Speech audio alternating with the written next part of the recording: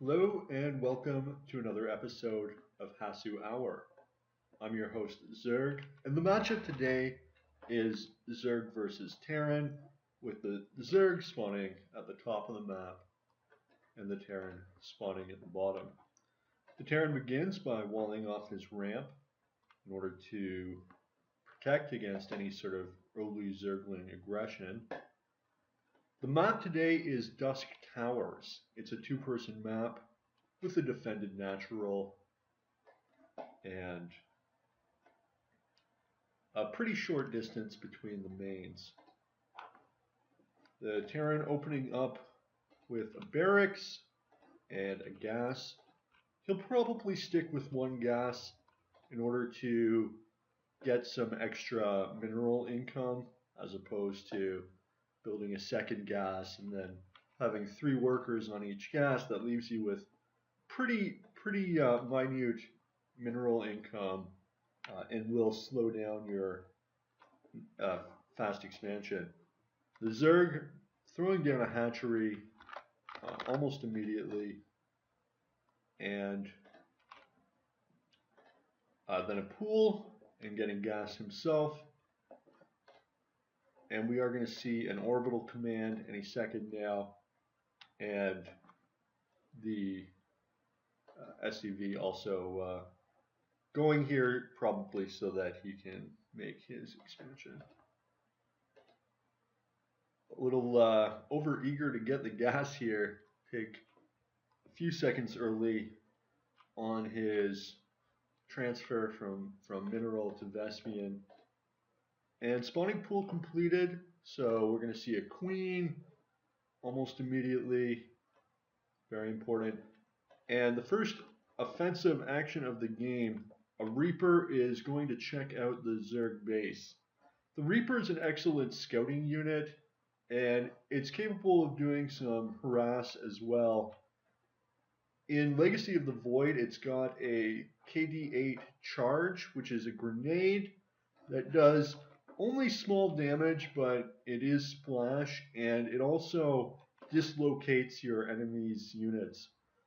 You see this hit and run tactic by the Reaper. This is called kiting, and it enables faster units or ranged units to do extra damage without taking hits themselves. So it's a pretty nice technique and a lot of fun to execute. And here we see the grenade. The Reaper taking a lot of hits, down to 15 health, but it does manage to escape, and it is going to be able to heal very quickly and you'll see the healing right now, 1 hit point per second, something like that, maybe 2. The Ling's trying to get a surround on the Reaper, but the Reaper is going to be able to continue kiting, and the Lings are going to have to retreat. They're taking a lot of hits here, but so far none have died. The Queen is a very well-suited unit to deal with the Reaper. The Reaper does not do a lot of damage to the Queen. The problem here is, of course, the Queen is very slow off the creep, as you can see as he transfers to the natural base. Taking a look at the Terran's production facilities, you see that he's got 3 barracks now, and he is throwing down this throwing down a factory, almost able to get an Overlord kill there, but it is going to survive with 59, 68 HP. You see this Overlord positioning. This is very nice. The Zerg player is trying to get some information as to what the Terran is building, and also this building placement is pretty nice. These buildings are kept far away from any prying overlords, so he is going to be able to use that counterintelligence to prevent his opponent from knowing precisely what his plans are, which appear to be a big bio tank push, just judging from the production facilities. Third base online here for the Zerg player, and he is starting to get that creep spread down, which is so vital to the Zerg's success.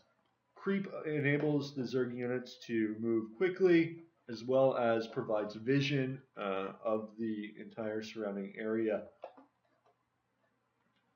Terran player still on 2 bases, so he is going to be looking at a sort of income disadvantage here once the Zerg player gets his three bases fully online. The Zerg is pretty close to saturation mining on his main and his natural, as is the Terran is saturated on his main, but not his natural.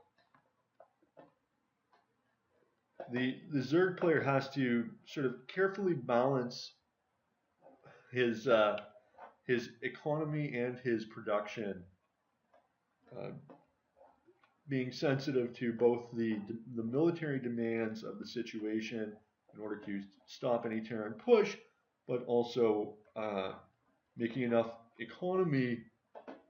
In comes a Terran drop, although he's not actually going to drop. It appears now that the drop's been scouted, he's going to take out that Overlord instead and fight the creep here. The Zerg forces a couple Banelings, but he's just going to fly away, so no real confrontation there. Both players just sort of sparring. And it looks like he is going to try a drop on this undefended natural. The drop ships coming in slow here.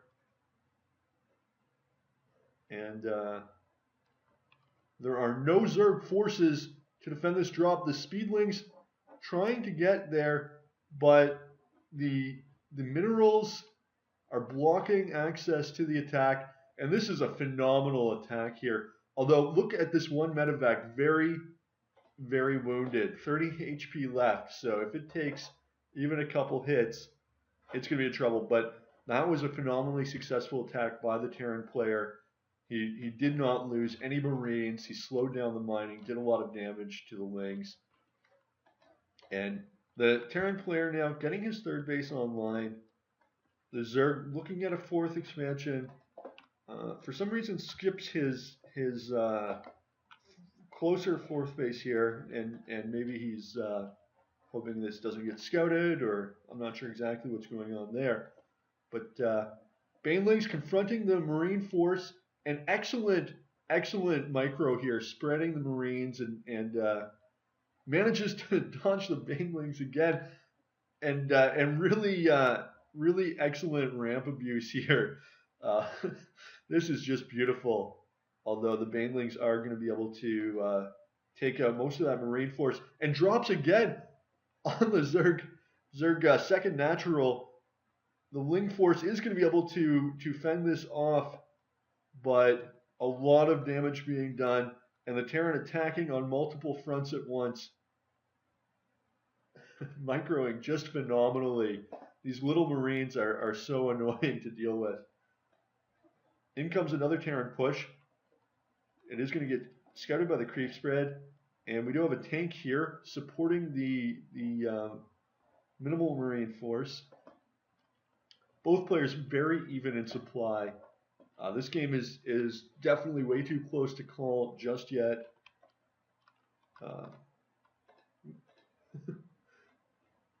And it looks like the Terran player is going to be able to take out this most forward expansion.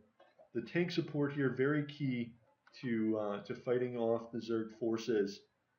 And look at this incredible Marine spread. Every Marine is standing in a little group by himself. The Baneling splash damage completely neutralized.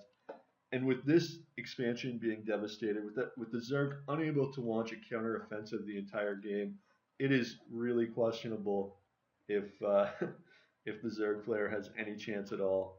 The Mutalisk too late to do any damage, and forced to retreat. Just massive losses for the Zerg forces. A 40 supply advantage for the Terran, and this is GG. What a phenomenally aggressive attacking game by xKawaiian here. This was really impressive. The way that he targeted 2 bases at once, and he was basically just dropping nonstop and doing a ton of damage with his Marines against the Zerg forces. And really, it was his micro that won the game. This man knows how to make incredible use of Marines. There is no question about that. He is very used to dealing with the Zerg forces. And that's it.